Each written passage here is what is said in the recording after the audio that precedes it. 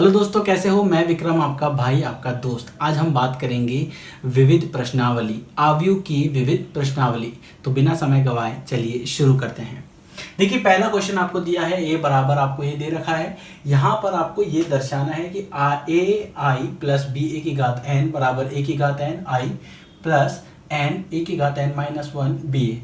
देखिए, ये जो क्वेश्चन है ये गणितीय आगमन के सिद्धांत वाला क्वेश्चन है, जो आपने 11वीं क्लास में पढ़ा होगा। नहीं पढ़ा कोई बात नहीं, 3 स्टेप से ध्यान रखना है। पहला एन बराबर 1 रखो, फिर एन बराबर के रखो और फिर एन बराबर के प्लस 1 रखो। बस इतना काम करना आपको। तो देखिए, हमने क्या किया, हमने यहाँ पर ये देखिए, सबसे पहले ये ए और आई क्या है, यहाँ पर आई कोटि 2 का एक तत्समक आव्यूह है। आपको बेसिक चीजें ध्यान रखनी है, आपको कुछ करने की जरूरत नहीं पड़ेगी। सबसे पहले हमने n बराबर 1 रखा, n बराबर 1 के लिए, ठीक है। n बराबर 1 रखो इस समीकरण में। देखो, ये a, ये i, ये b, ये a, इसकी घात 1, a की घात 1, i प्लस 1, a की घात 1 माइनस 1 और b a। इसको अगर आप हल करोगे तो ये मिलेगा आपको, ये a की घात 1 माइनस 1 कितना होता है, 0। और किसी की भी घात 0 होती है तो उसका आंसर होता है 1। तो यानी कि इस पूरे का आंसर कितना आया, 1। तो यहाँ कितना बचा आपके पास, b a। और ये भी आपके पास कितना बचा, a i प्लस बी ए। अब ये देख सकते हो दोनों बराबर है, तो इसका मतलब क्या है, n बराबर 1 के लिए सिद्ध है। अब n बराबर 1 के लिए है तो अब किसके लिए चेक करेंगे, n बराबर k के लिए। n बराबर k यानी कि जहां पर n है आपको उसकी जगह क्या रखना है, k रख दीजिए।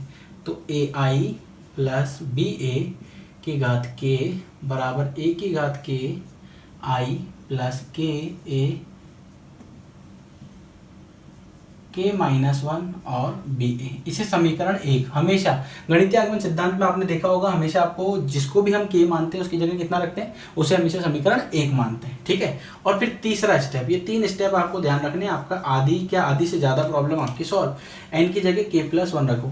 अब देखो, यहाँ पर मैंने लिखा ए आई प्लस बी ए की घात k प्लस 1, ए की घात k प्लस 1 आई, k प्लस 1 ए, k प्लस 1 माइनस 1 और बी ए। इसे एक बार और सॉल्व करो तो ये बन जाएगा ए आई प्लस बी ए की घात k प्लस 1 बराबर a की घात k प्लस 1 आई प्लस, देखो यहाँ पर ये प्लस का है और ये माइनस का, ये तो कट गया, तो बचा कितना, सिर्फ a की घात k। तो इसे हम इस तरह से लिख लेते हैं, k प्लस 1 a की घात k और बी ए, इस तरह से लिख सकते हैं। चलिए, अब इसे हम देखिए, इसका हमने, ये राइट हैंड साइड है यानी कि सीधा हाथ और ये उल्टा हाथ है, तो हम क्या करते हैं, इसका राइट हैंड साइड ले लेते हैं। राइट हैंड साइड लेके इसके सॉल्व करके देखते हैं। राइट हैंड साइड, तो राइट हैंड साइड क्या है, ये पूरा, ठीक है।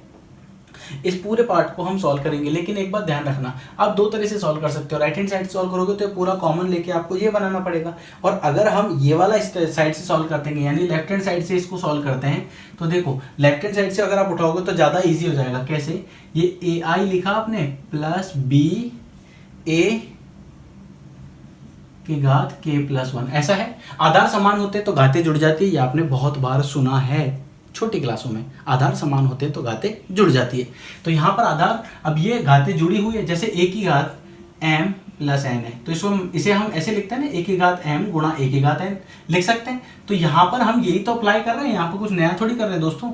ये देखो, ए आई प्लस बी ए की घात k, ए आई प्लस बी ए की घात 1, इस तरह से आपको इसको लिखना है। लेकिन ये बड़ा आसान है, कोई ज़्यादा टेंशन नहीं लेना। अब देखो, ए आई प्लस बी ए की घात k का मान क्या है, ये रहा, किससे, समीकरण 1 से। तो ये मान इसमें रख देते हैं। तो समीकरण 1 से मान रखने पर, समीकरण 1 से मान रखने पर, ठीक है। देखो, ये मान रख देते हैं हम इससे, a की घात k, यहाँ लिख लेते हैं, a की घात k I plus k a की घात k माइनस 1 और b ए। अब ये पूरा भाग जो है ना, ये तो पूरा ये पूरे इसका मान आ गया। अब इस पूरे को यहाँ पर रख देते हैं, ए आई प्लस बी ए, ठीक है। अब क्या करना है, इसको इस पूरे से गुणा करना है, फिर इसको इस पूरे से गुणा करना है। तो देखो, a की घात k आई, ए आई प्लस बी ए। इसी तरह इस पूरे को इस पूरे से गुणा करना है। क्या किया, समझ में आया दोस्तों? इस पूरे को मैंने इससे गुणा किया, ये पूरा लिखा ऐसा का ऐसा, फिर ब्रैकेट बना के ये पूरा का पूरा उतार दिया। अब क्या करूँगा, अब ऐसा लिखूँगा, तो ये लिखा के ए की घात के माइनस 1 बी ए, और इस पूरे को ऐसा का ऐसा लिख दिया। अच्छा एक बात और दोस्तों, एक बात ध्यान रखना है, बहुत से बच्चे ना इस चीज़ को लेके गलती करते हैं, पर मैं नहीं चाहता कि आप इसको लेके गलती करो। आपको क्या ध्यान रखना है, आपको हमेशा एक बात का ध्यान रखना है, कभी भी ऐसी कोई टर्म होती है ना तो हमेशा उसको ब्रैकेट में लिखना है, हमेशा उसको ब्रैकेट में लिखना है। यहाँ पर आपने देखा ये आपके पास एक टर्म आ गई, अब क्या करना है, अब इसको गुणा कर दीजिए। तो देखो इसको इससे गुणा करेंगे तो ये बन जाएगा ए की घात के गुणा ए आई को आई से करेंगे आई स्क्वायर, और एक का एक से स्क्वायर करेंगे तो एक ही आता है। आई का मतलब क्या होता है, तत्समकाव्य जिसकी कोटि कितनी है 2, इसको इससे कर देते हैं ए की घात के आई बी ए, फिर इस पूरे को इससे गुणा करते हैं। ध्यान से देखना, ये मैंने के लिखा, ये बी लिखा, ये ए लिखा, ये आई लिखा। देखो ये के ए, इसमें कोई ए है क्या, हाँ ए, तो उसका स्क्वायर कर दो। अब देखो ये बी ए आ गया, फिर ये आई था, ये आई आ गया। अब क्या बचा, अब यहाँ पर देखो ये के की घात ए की घात के माइनस 1 है और ये ए की घात के प्लस 1 है, तो इसको मैं लिख सकता हूँ ना ए की घात के माइनस 1 प्लस 1। क्यों लिख सकता हूँ, क्योंकि आधार समान है तो घातें जुड़ जाएंगी। तो यहाँ से मैंने ये के उठाया, ठीक है। ध्यान से देखो दोस्तों, गलती मत कर देना। ये देखो ये के उठाया, ये बी उठाया, ये ए उठाया, ये आई उठाया, और ये के ए की घात के माइनस 1 है, ये ए की घात 1 है, तो आधार समान है घातें जुड़ जाएगी। जब गुणा करते हैं तो इस तरह से गुणा होता है प्लस। अच्छा अगर अभी भी आपको किसी को प्रॉब्लम हो ना मैथ्स के अंदर, या आपके दोस्त को, भाई को, किसी को भी जिसको मैथ्स से डर लगता हो, तो प्लेलिस्ट के अंदर एक बेसिक मैथ सीरीज है। आप ताजुब करोगे, आपका खुद का डर, आपको खुद को लगेगा कि डर दूर हो गया आपका। और सिर्फ 20-20 मिनट के मैंने 7 दिन का एक पूरा वीडियो डाला था, इसमें 20-20 मिनट के उसमें गैप में है, 20-20 मिनट का एक एक वीडियो है, आप देख सकते हो और अपने मैथ्स का डर दूर कर सकते हो, और छोटी छोटी कैलकुलेशन का पार्ट जो है वो फास्ट कर सकते हो। इसके बाद मैंने इस पूरे को गुणा किया इससे, देखो के को लिखा, फिर इस बी और ए, इसमें भी बी ए है, तो ये ए की घात के माइनस 1 तो ऐसा आ गया, और ये बी स्क्वायर ए स्क्वायर आ गया। ये समझ में आया? चलो इसके बाद मैंने क्या किया, आधार समान है घातें जुड़ जाएगी, तो ए की घात के प्लस 1 आई स्क्वायर आई होता है, ए की घात के आई बी ए प्लस, इसको मैं लिख सकता हूँ के बी ए आई ए की घात के प्लस के ए की घात के माइनस 1 बी स्क्वायर ए स्क्वायर। अब आपको ना ये लेके आना है दोस्तों, ये वाला, पर ये आएगा कैसे, बोलने से तो आएगा नहीं, कैसे आएगा? देखो ए की घात के प्लस 1 आई चाहिए, ये चाहिए, ये रहा। अच्छा और क्या चाहिए, ए की घात के बी ए चाहिए, ए की घात के बी ए हम इसमें से निकाल सकते हैं, देखो ध्यान से, ए की घात के बी ए अगर मैं इसमें से कॉमन लूँ, ये ए की घात के प्लस 1 आई, देखो ए की घात के और बी ए की घात के और ए बी ए कॉमन ले लो, तो ए की घात के बी ए, तो ये क्या बच गया आपके पास आई, ए की घात के बी ए ले लिया तो यहाँ कितना बच गया आपके पास आई, और ए की घात के बी ए ले लिया तो ये बच गया के आई। दिख रहा है आपको यहाँ पर? अच्छा अब एक बात बताओ, इस पूरे में से अगर के बी आई भी कॉमन ले लोगे तो ये बच जाएगा, इसमें आई भी कॉमन ले लो तो ये एक प्लस के आ जाएगा। अब यहाँ पर देखो ये ए स्क्वायर है, ये ए स्क्वायर है ना, इसका ए स्क्वायर जब आप निकालोगे तो आपको उसको मिलेगा आंसर 0, यानी कि दोनों का गुणा करने पे, तो ये पूरे का मान कितना हो गया 0, तो ये तो हो गया 0, और ये आपको चाहिए था राइट हैंड साइड में, तो ये आपका राइट हैंड साइड आ गया। समझ में आया? नहीं समझ में आया? वापस वीडियो रिपीट करके देखोगे, बड़ा सिंपल सा कंसेप्ट था। क्या किया हमने, सबसे पहले n बराबर 1 रखा, ठीक है, n बराबर 1 रखा, फिर n बराबर k रखा और n बराबर k प्लस 1 रखा। अब k प्लस 1 वाला जो भाग था उसमें k प्लस 1 को लिया, उसका राइट हैंड साइड और लेफ्ट हैंड साइड अलग अलग करके सॉल्व कर दिया, बस इतना सा ही किया और कुछ भी नहीं किया। फिर भी डाउट होता है तो व्हाट्सअप नंबर है, आप मैसेज छोड़ देना, एग्जाम के पहले कभी भी आप मुझे मैसेज कर देना, मतलब एंड टाइम पे भी करोगे, मैं कोशिश करूंगा कि आपके मैसेज का हाथों हाथ जवाब दे दूं पूरी तरह से, ठीक है। चलिए, और ये अगर आपको इसमें भी डाउट हो तो वीडियो को एक बार वापस जरूर रिपीट जरूर करके देखिएगा।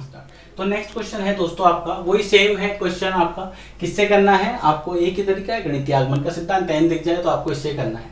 चलो अब आपको करना कैसे है समझिए। सबसे पहले आपको a की घात n दिया हुआ है, a का मान दिया हुआ है, a की घात n दे रखा है। आपको क्या करना है, गणितीय आगमन सिद्धांत से इसको सिद्ध करना है कि a की घात n बराबर ये होता है। सिद्ध कीजिए कि ये बराबर ये होता है। तो बड़ा सिंपल है, हम इसी को ले लेते हैं। ठीक है, एक बात ध्यान रखना, n बराबर हमने क्या रखा, n बराबर, इसको पहले एक इजी सी फॉर्मेट में लिख लो ताकि बार बार नहीं लिखना पड़ेगा। तरीका क्या है, देखो a की घात n मैंने ऐसा कैसा लिखा, इस पूरे में से 3 की घात n माइनस 1 कॉमन ले लेते हैं ताकि ये बच जाएगा 1 1 1 1 1 1 1। जल्दी हो गया ना लिखना।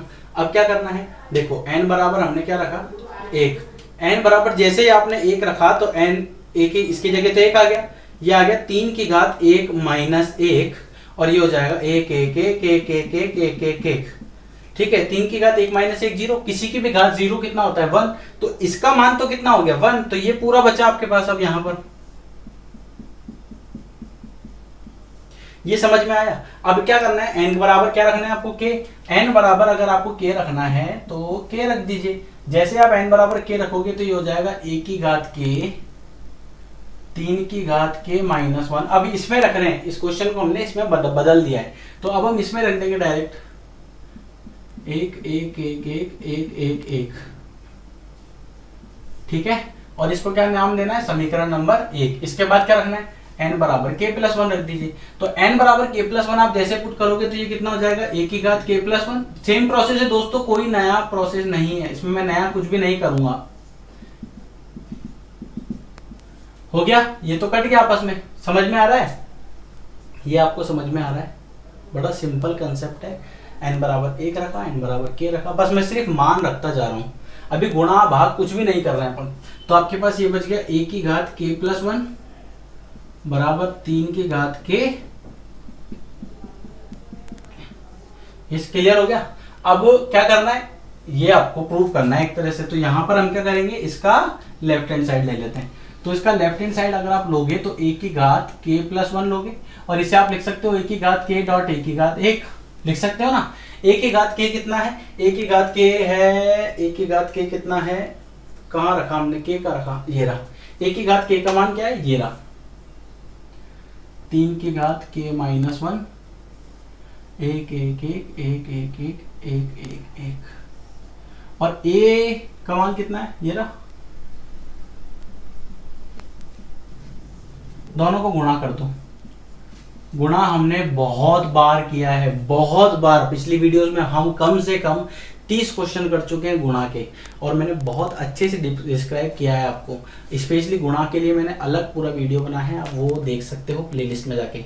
12th हिंदी मीडियम का जो भी है ऑप्शन, आप उसमें जाइए और उसमें आप देख सकते हो कि आपको मैंने गुणा बहुत अच्छे से प्रैक्टिस करा है। अगर अभी आपको सीखना है तो आप वीडियो को एंड होने के बाद आप वहाँ जाके देख लीजिएगा। अब क्या करना है, इसको गुणा करना है। 1 को 1 से करोगे तो 1 फिर 1 फिर 1, इसी तरह यहाँ पर भी 1 1 1 1 1 1।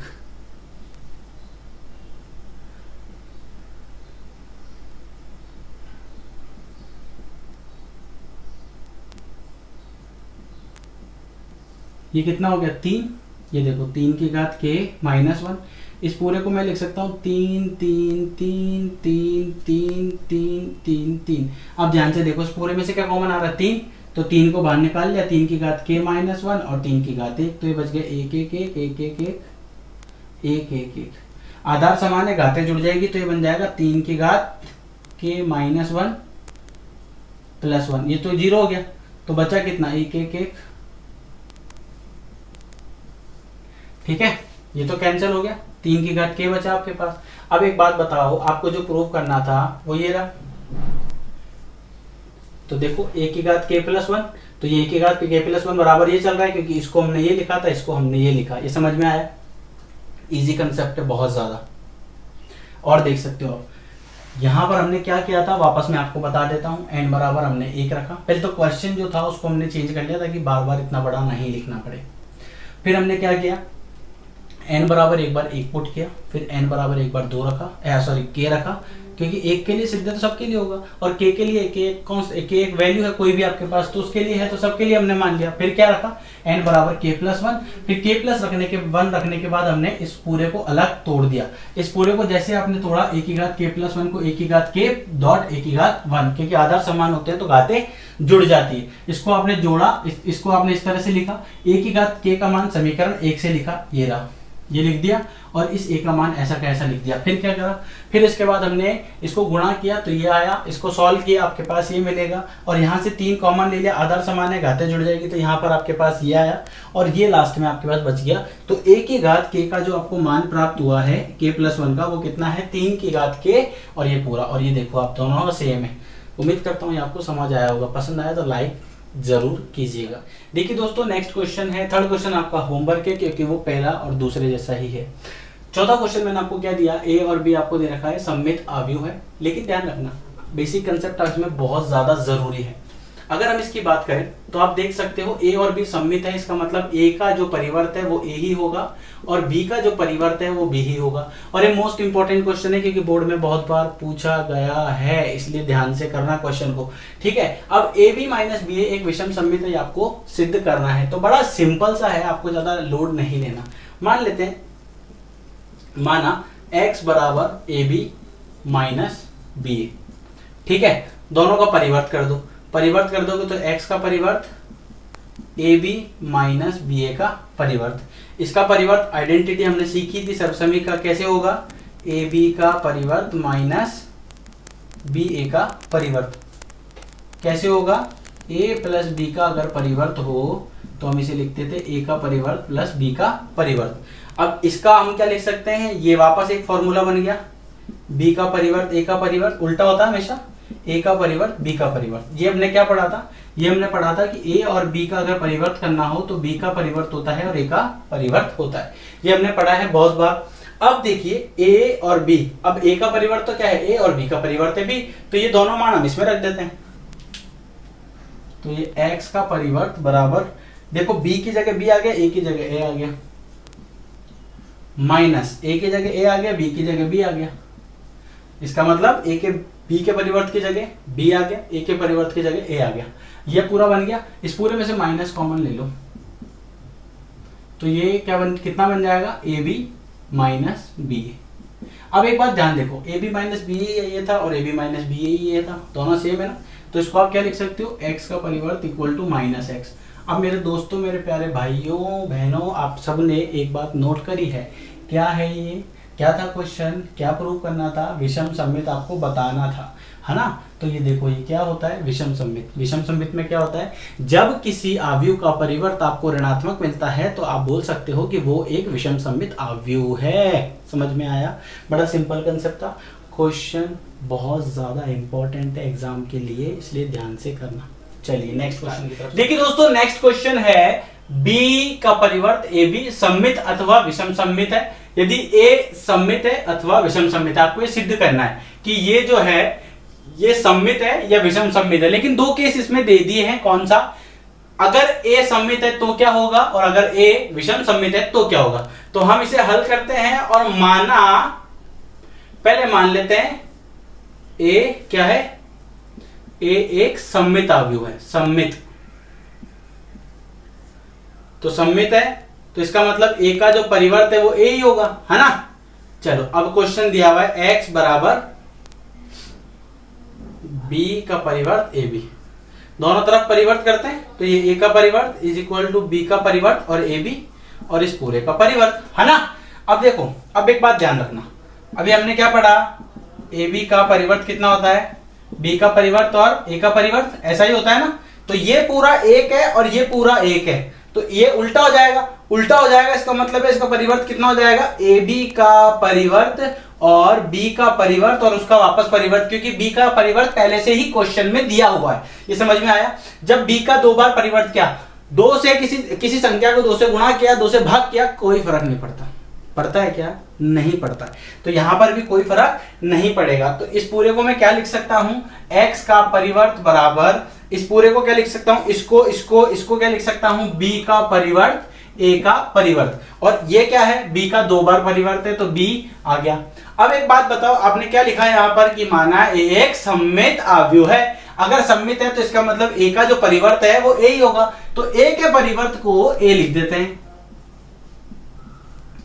और ये भी ऐसा कैसा आ गया। ठीक है, अब एक बात बताओ, इसको ध्यान से देखो और इसको देखो, इन दोनों खूबसूरत चीजों को देखो ध्यान से, बहुत ध्यान से देखो, एक जैसा ही है। इसका मतलब हुआ कि x जो है x ये आप ध्यान से देखो, x जो है वो बराबर है x के परिवर्त के। जब किसी संख्या का परिवर्त या किसी संख्या का परिवर्त उस संख्या के बराबर होता है तो वो क्या होता है, एक सममित आव्यूह होता है दोस्तों, सममित आव्यूह। तो ये क्या हुआ, एक सममित आव्यूह हुआ। और क्वेश्चन में ये आपको प्रूव करना था, सममित हुआ। देखो ये अगर ये आपको सिद्ध करना था कि ये एक सममित है अथवा विषम सममित है, यदि ए एक सममित है अथवा विषम सममित है। अब हम क्या करते हैं, दूसरा पार्ट मानते हैं। दूसरा पार्ट क्या है, दूसरा पार्ट मानते हैं कि ए जो है वो क्या है, ए एक विषम सममित आव्यूह है, विषम सममित, विषम सममित। और विषम सममित केस क्या होता है दोस्तों, ए का परिवर्त कितना होता है, माइनस है। ये आपको ध्यान होगा अच्छे से। एक्स बराबर कितना दिया है दोस्तों, बी का परिवर्त ए और बी। ठीक है, अब क्या करना है, दोनों तरफ परिवर्त कर दो, तो ए का परिवर्त बराबर बी का परिवर्त और ए बी का परिवर्त। फिर इसका परिवर्त अगर खोलोगे तो कैसा हो जाएगा, ए बी का परिवर्त, ए बी का परिवर्त और बी का परिवर्त और फिर परिवर्त। तो ये ए का परिवर्त बराबर, इसको क्या लिख सकता हूं, बी परिवर्त ए परिवर्त, और इसको लिख सकता हूं बी। अब बी का जो ए का जो परिवर्त है वो कितना है, ऋणात्मक है, तो यहां कितना हो जाएगा, बी का परिवर्त equal to minus a b. ये हो गया। इसको ध्यान से देखो, ये ऐसा ही दिख रहा है ना। तो x का परिवर्त कितना हुआ, माइनस एक्स। और अगर किसी संख्या का परिवर्त अगर आपको माइनस वापस नेगेटिव में मिलता है वो, तो इसका मतलब हुआ कि वो एक विषम सममित आव्यूह है। अगर आपको ये पार्ट समझ में नहीं आ रहा है दोस्तों, तो आप पुराने वाले वीडियो जरूर देखिए आव्यूह के, हो सकता है आपके काम का, बहुत कुछ है उस वीडियोस के अंदर, बहुत कुछ। ये वीडियो कंप्लीट कीजिए, उसके बाद उस वीडियो पे जाइए 12th क्लास के वीडियो पे, उसमें आव्यूह वाला चैप्टर देखिए और उस चैप्टर का हर एक पार्ट, हर एक पॉइंट आप नोट कीजिए। बोर्ड का ऐसा कोई क्वेश्चन नहीं होगा कि आप उस कंसेप्ट के बेसिस पे नहीं कर सको। इसलिए क्या है, आपको अगर ये समझ में नहीं आता है तो आप उसको एक बार देखिए, बाकी वैसे अगर देखा जाए तो ये बहुत ज्यादा इजी है। देखिए दोस्तों, नेक्स्ट क्वेश्चन है हमारा, एक्स वाई जेड के मानों को ज्ञात कीजिए यदि आव्यूह समीकरण इसको संतुष्ट करता है। गुणा मैंने आपको बहुत अच्छे से बताया है। तो a डैश a को अगर संतुष्ट करा बराबर i है, और i क्या है यहाँ पर, तत्समक आव्यूह या इकाई आव्यूह, जिसमें क्या होता है, लीडिंग यानी कि जो मेन उसका विकर्ण होता है, उसके सभी अवयव कितने होते हैं, एक एक और एक, बाकी सारे जीरो। ए आपको आव्यूह दे दिया, आपको सबसे पहले इसका परिवर्त निकालना है। तो इसका परिवर्त निकालने के लिए क्या करना है दोस्तों, जो पंक्ति है उसे स्तंभ बना देते हैं। तो ये 0, 2y और ये z, ये आपके पास पंक्ति है, इसे आपने स्तंभ बना दिया। ये आपके पास पंक्ति है, इसे आपने स्तंभ बना दिया, x y माइनस z। और तीसरी आपके पास ये पंक्ति है और इसे आपने स्तंभ बना दिया, x माइनस y और z। ये समझ आया। अब क्या करना है, गुणा करना है दोस्तों। गुणा के लिए मैं आपको इतनी बार बता चुका हूं, बहुत ज्यादा इंपॉर्टेंट पार्ट है आपका गुणा। और गुणा के लिए हम इसे यहां पर करते हैं, थोड़ा सा a का a डैश a है ना। तो यहां पर a डैश कितना है आपका, ये रहा, यानी कि a का परिवर्त कितना है, 0, 2y z। दोस्तों गुणा बड़े ध्यान से करना, एक छोटी सी गलती आपकी पूरी मेहनत खराब कर सकती है, इसलिए बोल रहा हूं। पूरे कंसंट्रेशन से और कोशिश करना कि उसमें गलती नहीं के बराबर हो। 2y y और minus y, z minus z और z। ठीक है। अब गुणा के लिए मैंने आपको क्या बताया था, साइकिल चलाना आती है तो जाओ और जो गली मिले पहला उससे टर्न ले लो। अब क्या करना है, हर एक गुणा यानी पहली पंक्ति को पहले गुणा करना है, किससे, C1 से। अगर अभी भी आपको गुणा में दिक्कत है, व्हाट्सएप नंबर मैंने आपको दे रखा है, डायरेक्ट बात कर लीजिए। अगर इतने क्वेश्चन करने के बाद भी प्रॉब्लम आ रही है तो अदरवाइज आप कोशिश कीजिए कि एक बार आप पुरानी वीडियो देख लीजिए, जिसके अंदर मैंने आपको गुणा आव्यूह का गुणन बहुत अच्छे से बताया और पूरा एक वीडियो उस पर बनाया हुआ है। तो R1 को एक बार C1 से गुणा करते हैं। जीरो को जीरो से किया जीरो, प्लस एक्स को एक्स से किया एक्स स्क्वायर, इसको इससे किया प्लस का एक्स स्क्वायर। ये क्लियर हो गया। फिर देखो, फिर इस R1 को अब कर रहे हैं C2 से, एक बार करेंगे C2 से। C2 से करेंगे तो जीरो को 2y से किया जीरो, x को इससे किया xy, और x को इससे किया माइनस का xy। ठीक है दोस्तों।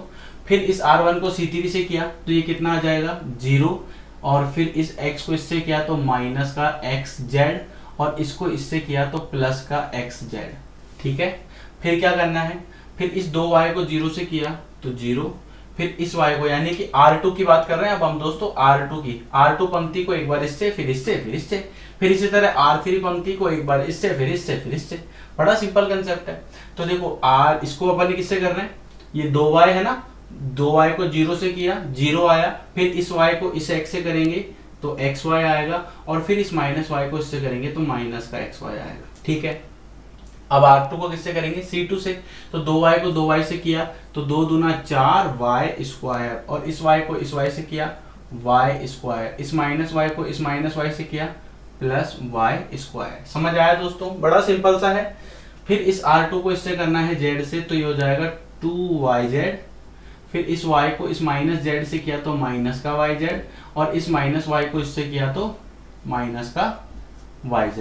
ठीक है। फिर इसके बाद हमने क्या किया, आप यहाँ देख सकते हो, इस R3 को यानी कि इसको इससे किया तो जीरो, फिर इस z को इस x से किया तो माइनस का xz, और इस z को इस x से किया तो प्लस का xz, फिर इस z को इससे किया तो 2yz, इस माइनस z को इससे किया तो माइनस का yz, और इसको इससे किया तो माइनस का yz, फिर इस z को इससे किया z स्क्वायर, फिर इस माइनस z को इससे किया तो प्लस का z स्क्वायर, और फिर इसको इससे किया तो प्लस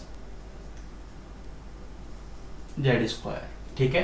कैसे किया था देखिए, लास्ट वाला वापस देखिए एक बार, z को z से किया z स्क्वायर, इस माइनस z को इससे किया तो प्लस का z स्क्वायर, और इस z को इससे किया तो ये प्लस का z स्क्वायर। इस तरह आप इसे फाइंड आउट कर सकते हो। ये आपका क्लियर हुआ।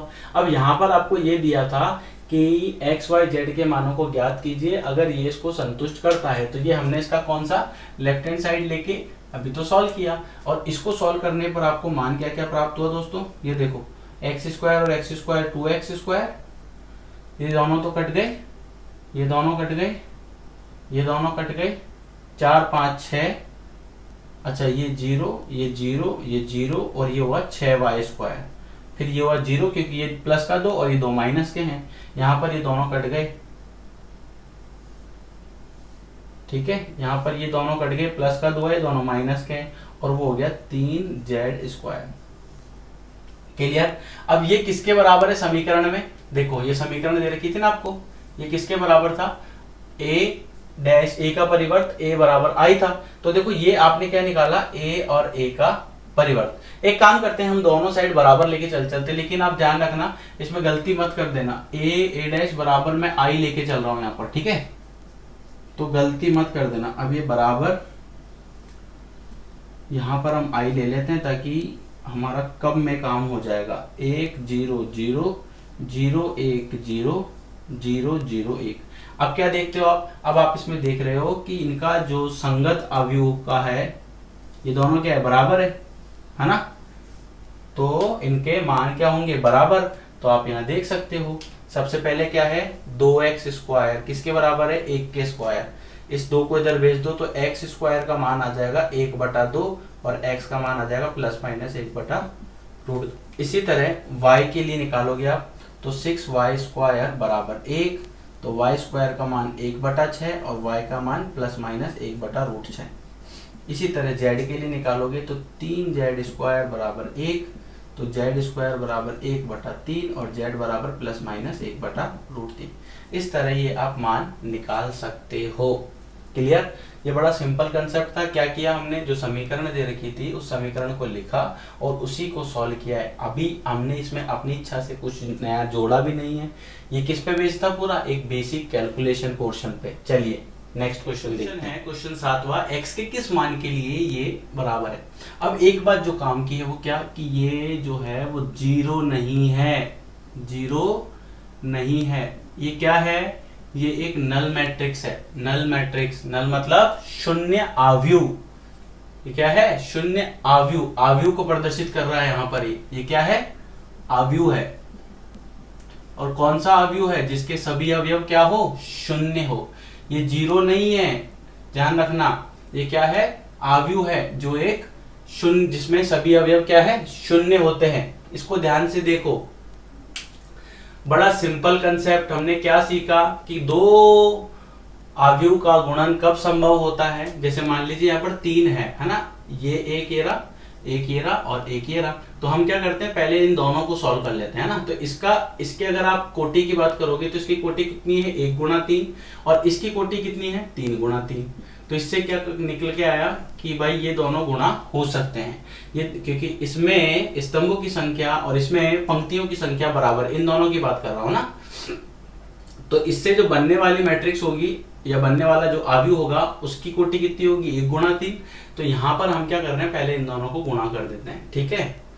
तो 1 को 1 से किया 1, प्लस इसको इससे किया, यानी कि R1 को C1 से किया, 1 को 1 से किया 1, 2 को 2 से किया 4, और 1 को 1 से किया 5। इसी तरह से इस R1 को किससे करना है? इससे। तो कितना हो जाएगा? 1 को 2 से किया 2, 2 को 0 से किया 0 और 1 को 0 से किया 0। इसी तरह से R1 को किससे कर रहे हैं? C3 से। तो 1 को 0 से किया 0, 2 को 1 से किया 2 और 1 को 2 से किया 2। अब ये आपके पास बचा है 0, 2 और x, ठीक है। और बराबर आपके पास 0 है ही। 0 मतलब ये क्या है? शून्य आव्यूह। अब समझना, इसको आप क्या लिख सकते हो? इसको हम यहां लिख लेते हैं, 5 और 4 9 और 1 10, ये 2 और ये 4, 0, 2 और x। अब दोस्तों एक बात बताओ, इसकी कोटि क्या है? इसकी कोटि क्या है? 1 गुणा 3। इसकी कोटि क्या है? 3 गुणा 1। तो ये दोनों आपस में गुणा हो सकते हैं, क्योंकि इसमें स्तंभों की संख्या और इसमें पंक्तियों की संख्या बराबर है। और इनसे जो आव्यूह बनेगा उसकी कोटि कितनी होगी? 1 गुणा 1। तो हम क्या करेंगे? इन दोनों को गुणा कर देंगे। अब ये क्या है? R1 और ये क्या है? C1। तो आप इसको गुणा कर दीजिए। 10 को 0 से किया 0, 2 को 2 से किया 4, 4 को x से किया 2 दूनी 4, 4 को 1 से किया 4x। ये आपके पास एक आव्यूह आ गया। यहाँ आपके पास 0 है, तो एक शून्य आव्यूह है, तो यहाँ पर एक अवयव मान लेते हैं हम 0। अब ये देखिए 4 प्लस 4x बराबर 0। तो 4x बराबर 0, 0 और x, 4x बराबर, ये 4 इधर जाएगा तो -4, तो x बराबर -4/4 कितना हो जाएगा? 1। तो x का मान आया -1। तो x बराबर -1 अगर आप इसमें रख दोगे ना, तो इसको हल करने पर आपको जो परिणाम प्राप्त होगा वो एक शून्य आव्यूह हो गया। ये समझ आया आपको? क्वेश्चन है, यदि ये बराबर ये है तो आपको ये सिद्ध करना है कि a² - 5a + 7i बराबर कितना है? ये क्या है? शून्य आव्यूह है। ये 0 नहीं है, ये शून्य आव्यूह है। आव्यूह की तरह दर्शाया गया है यहाँ पर। अब देखिए आपको क्या ध्यान करना है, सबसे पहले क्या ज्ञात करना है? a²। ये सिद्ध करना है आपको, तो बड़ा सिंपल सा है सिद्ध करना। तो a² निकालना है, तो इसे आप लिख सकते हो a डॉट a या a गुणा a कितना है? 3 1 - 1 2। फिर ये a कितना है? 3 1 - 1 2। समझ आया? फिर क्या करना है? वही साइकिल चलाओ और मस्त रहो, गुणा करो। देखो 3 तिया 9, 1 को इससे किया -1, 3 एकम 3 और 1 को इससे किया -2 +2। फिर इस -1 को 3 से किया -3, इस 2 को इससे किया -2, इस -1 को इससे किया -1, इस 2 को इस 2 से किया +4। इसे सॉल्व किया तो 9 में से 1 गया 8, 5 -5, 4 में से 1 गया 3। ये आपने क्या निकाला? a²। अब क्या निकालना है आपको? अब देखो, अब इसमें मान आप डायरेक्ट रख सकते हो, क्योंकि समीकरण आपको दे रखी थी a² - 5a + 7i बराबर 0, है ना। तो हम इसका लेफ्ट हैंड साइड ले लेते हैं, ठीक है, यानी ये वाला साइड। a² का मान रख दो 8 5 -5 3, ये -5 ऐसा कैसा लिखा, ए का मान रख दो 3 1 -1 2 प्लस 7 और आई लिख दो, आई क्या है, इकाई आव्यूह या तत्समक आव्यूह। इसे सॉल्व करते हैं तो 8 5 -5 3, फिर माइनस, तो अच्छा माइनस से गुणा मत कर देना, बहुत से बच्चे इस चीज को लेके गलती कर देते हैं और वो माइनस से गुणा कर देते हैं, तो आपको माइनस से गुणा नहीं करना है, आपको सिर्फ संख्या से गुणा करना है। तो 5 तिया 15, 5 एकम 5, 5 एकम 5 और 5 दूना 10 प्लस 7 एकम 7 0 0 7। अब इसको जोड़ते हैं, देखो ये 8 ये 15 और ये 7, तो 8 -15, अब ये वाला साइन और इधर +7, ये +7, ठीक है। 5 -5 +0, -5 माइनस माइनस +5, तो -5 +5 +0, 3 -10 +7,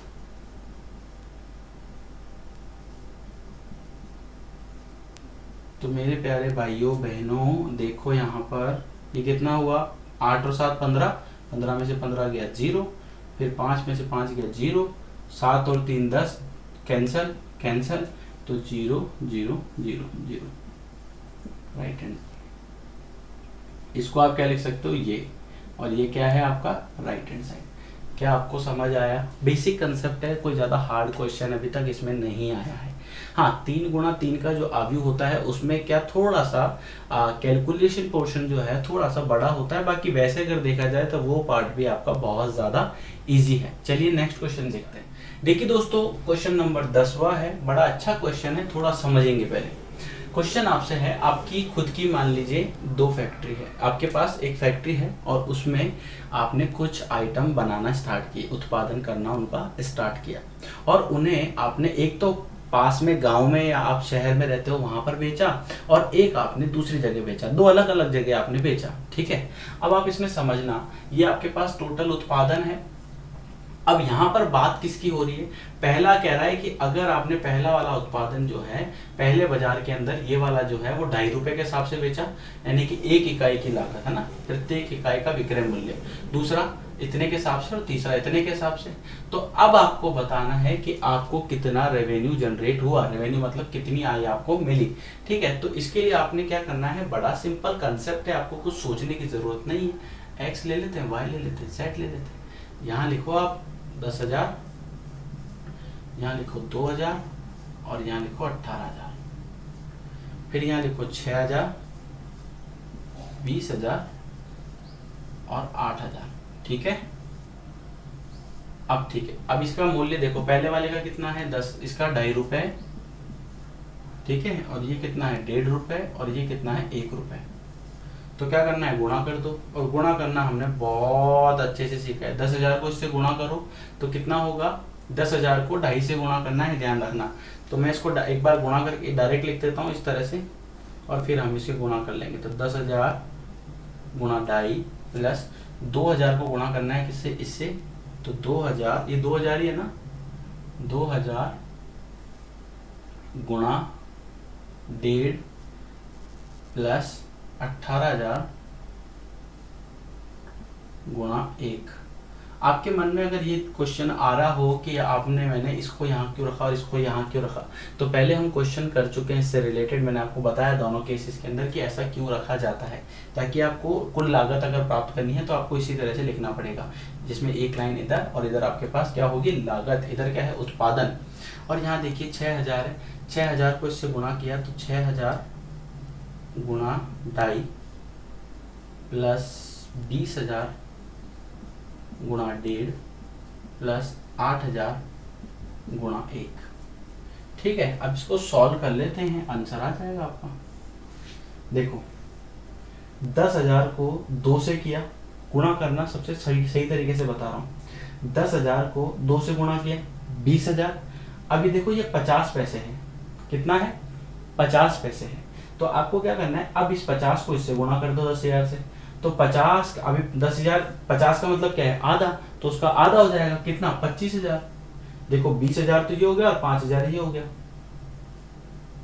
20,000 ये हुआ और 5,000 25,000। ये देखो ये 2,000 है, 2,000 को 1 से करेंगे 2,000 और इससे करेंगे तो 50 और, तो ये कितना हो जाएगा 3,000। इधर आप ध्यान से देखो ये प्लस है बीच में 18,000 और ये 18,000 ऐसा का ऐसा आ गया। 6,000 का दुगना कितना होता है 12,000, 12,000 का आधा और 6,000 का आधा कितना होता है, 6,000 का आधा कितना होता है 3,000, तो 12 और 3 15,000 प्लस 20,000, 20,000 का एक गुना कितना होता है 20,000 और उसका आधा कितना 10,000, तो 30,000 हो गया।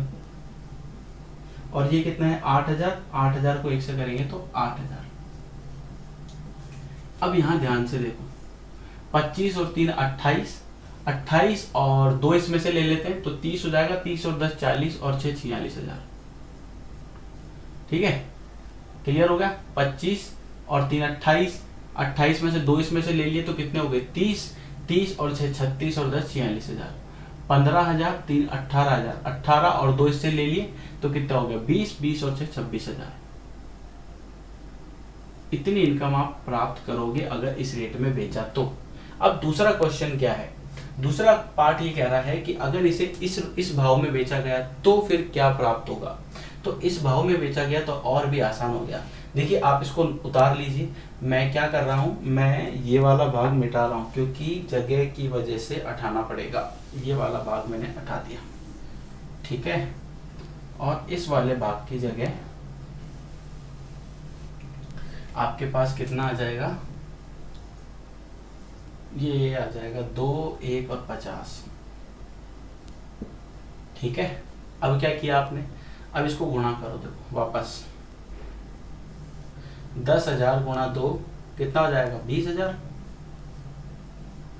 प्लस 2,000 गुणा 1 2,000 ही होता है प्लस 18,000 का, अब ये 50 है, 50 मतलब आधा, इसको मैं लिख सकता हूँ ना 1/2, तो 1/2 से इसमें भाग दे दोगे तो कितना आ जाएगा 9,000।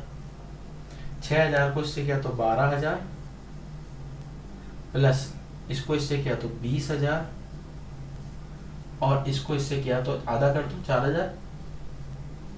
अब दूसरे केस में आपको कितना प्राप्त हुआ, जैसे यहीं पे कर देते हैं, ये आ गया देखो 20,000, 2 22,000, 22 और देखो 20 और 9 29 और 1 30 और 1 31,000। 12,000, देखो 20,000 है, 20,000 और 10 30,000, 30 और 2 32, 32 और 4 36। तो अगर आप इस भाव से बेचोगे तो आपको ये प्राप्त हुआ। अब इसने कहा यहाँ पर आपको कुल आपको निकालना है कितना प्राप्त हुआ है, तो यहाँ पर आप देख सकते हो आपको कितना हुआ। अच्छा इसे हम डायरेक्ट कर लेते हैं, देखो इसमें पहले बाजार से आपको प्राप्त हुआ इस रेट से इतना, पुरानी वाली रेट से, और नई रेट से आपको प्राप्त हुआ कितना 31,000। माइनस कर दोगे तो कितना आ जाएगा 15,000, 6 में से 1 गया 5, 4 में से 3 गया 1। ठीक है, और दूसरा वाले केस के अंदर यानी दूसरे बाजार की बात करें तो वो कितना है हमारे पास 26,000, 30,000, 30,000 है यहाँ पर, तो अपने 26,000 क्यों लिखा, 30,000, 30 और 8 38, 38 और 5, 38 और 5 कितना होता है, 38 और 5 होता है 43 और 10 53,000 होगा ना। 26 कैसे आया, 26,000 क्यों लिखा था, कोई नहीं, 53,000 में से माइनस कर दो कितना 36,000। तो देखो 3 में से 6 जा नहीं सकता, तो 13 में से 6 माइनस कर दो, 13 में से 6 जाएंगे तो कितना बच जाएगा 7, और यहाँ कितना है 4, 4 में से 3 गया तो कितना बच जाएगा 1। तो ये आपको कुल प्रॉफिट प्राप्त होगा, ये आपका कुल शुद्ध लाभ होगा, शुद्ध लाभ। ठीक है, अगर क्वेश्चन में क्या था, दो अलग अलग मार्केट में आपका उत्पादन बेचा जा रहा है, एक की रेट अलग है दूसरे की रेट अलग है, पहले की रेट से बेचा तो इतना प्राप्त हुआ, पहले की रेट से बेचा तो इतना प्राप्त हुआ, दूसरे की रेट से बेचा तो इतना प्राप्त हुआ, पुराने पहले वाले में से दूसरे को माइनस कर दिया तो आपके पास शुद्ध प्रॉफिट मिल जाएगा। समझ आया आपको क्वेश्चन। देखिए दोस्तों नेक्स्ट क्वेश्चन है क्वेश्चन नंबर 11, एक्स का मान ज्ञात कीजिए। मेरे प्यारे भाइयों इस क्वेश्चन को अच्छे से कर लेना क्योंकि बोर्ड में पूछा जाता है। आप सभी लोगों से निवेदन है इस क्वेश्चन को बहुत अच्छे से करिए, ये एग्जाम में पूछा जाता है। आपको ये जो x है ना, ये एक आव्यूह है, ये x जो है ना, ये एक आव्यूह है और इसका आपको मान ज्ञात करना है। पर आव्यूह माने क्या, हम क्या माने, तो बड़ा सिंपल कंसेप्ट है दोस्तों, बहुत सिंपल। क्या करो, ऐसे दो बॉक्स बनाओ, ये बना लिए, इज इक्वल टू इसे बनाओ, इसकी कोटि निकाल लीजिए और फिर इसके अवयव हम मान लेंगे, कोटि पता लग जाए तो बड़ा सिंपल है, कुछ करना ही नहीं है आपको। देखिए इसके अवयव कितना है, इसमें इसकी कोटि क्या है, 2 गुणा 3, इसकी कोटि कितनी है, 2 गुणा 3। दो अवयव का गुणन संभव है जब पहले अवयव में स्तंभों की संख्या दूसरे अवयव में पंक्तियों की संख्या के बराबर हो। ये दोनों बराबर होंगे तभी गुणा होगा और तभी इसका आंसर आएगा। तो ये कितना हुआ, 2। अब बात करते हैं इसकी, ये कैसे निकालें, अरे भाई इसका और इसका गुणा ही तो ये बनता है। तो देखो 3 यहां पर आ गया, तो ये कितना होगा, 2। समझ आया, अच्छे से समझना ध्यान से। पहले अवयव में स्तंभों की संख्या दूसरे अवयव में पंक्तियों की संख्या के बराबर होती है, इसलिए अगर ये 2 है तो ये तो 2 होगा ही।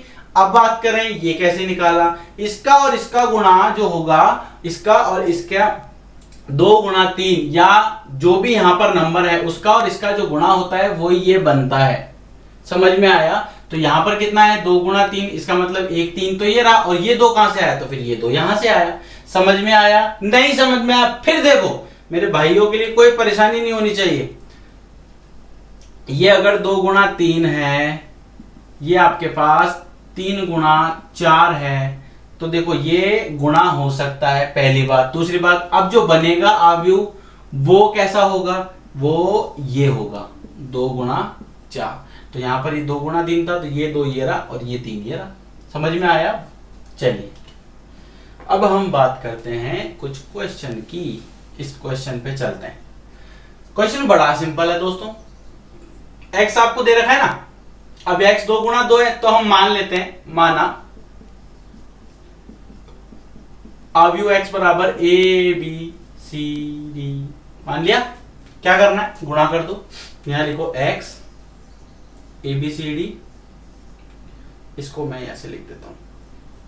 आपको लिए कोई प्रॉब्लम नहीं होनी चाहिए समझने में। एक तो वैसे आप इतना दूर पढ़ रहे हो मुझसे, और मैं नहीं चाहता कि मेरे भाई बहनों के लिए कोई भी प्रॉब्लम हो। साला मुंह ना तोड़ दे हम क्वेश्चन का।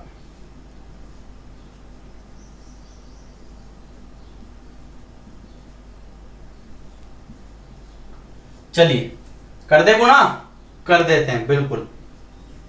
ए को इससे किया, इसको इससे करेंगे ना, ए को 1 से किया a, b को इससे किया 2b, ये a है, b को इससे किया, b को 4 से किया 4b, फिर a को 2 से किया 2a, b को 5 से किया 5b, फिर a को 3 से किया 3a, फिर b को 6 से किया 6b। 6 और b एक जैसा दिखता है देखो।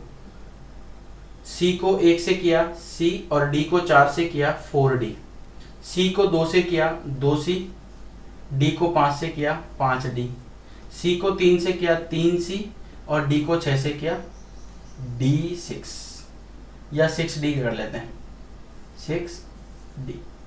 ये समझ में आया, बराबर। अब ये हम इतनी बार पढ़ चुके हैं कि दो अवयव के संगत अवयव बराबर होते हैं अगर उनकी कोटि समान हो। तो यहाँ आप देख सकते हो ये a प्लस 4b है, इसके बराबर -7 की, तो a प्लस 4b बराबर -7, इसे समीकरण 1 मान लेते हैं। 2a प्लस 5b बराबर -8, समीकरण 2 मान लेते हैं। a और b से निकल जाएंगे। अब c और d के लिए ले लेते हैं, तो c प्लस 4d बराबर 2। एक काम करते हैं, यहां लिख लेते हैं c प्लस 4d बराबर 2, समीकरण 3। और 2c प्लस, यहां से अगर इसको ले लें तो 3 कॉमन आ जाएगा, आसान हो जाएगा। 3c प्लस 6d बराबर 6, समीकरण 4। देखो दोस्तों, अब मुझे a का मान निकालना है। 10वीं क्लास वाला कंसेप्ट लगा देते हैं। क्या करना है, या तो आप मान निकाल के पुट करो लेकिन लंबा हो जाएगा, तो उसके लिए हम क्या करते हैं, हम इसमें क्या करेंगे, इसको 2 से गुणा कर देते हैं। तो इसको अगर आप 2 से गुणा कर देते हो समीकरण 1 को, तो ये हो जाएगा 2a प्लस 8b बराबर 14, और ये आपके पास है 2a प्लस 5b बराबर -8। माइनस कर दो, ये माइनस और ये प्लस, तो ये तो कट गया, 8 में से 5 गया 3b, और ये 14 है और 14 में 8 को जोड़ दो तो 8 और 6 14 होता है, तो -6 और b का मान आ जाएगा -2।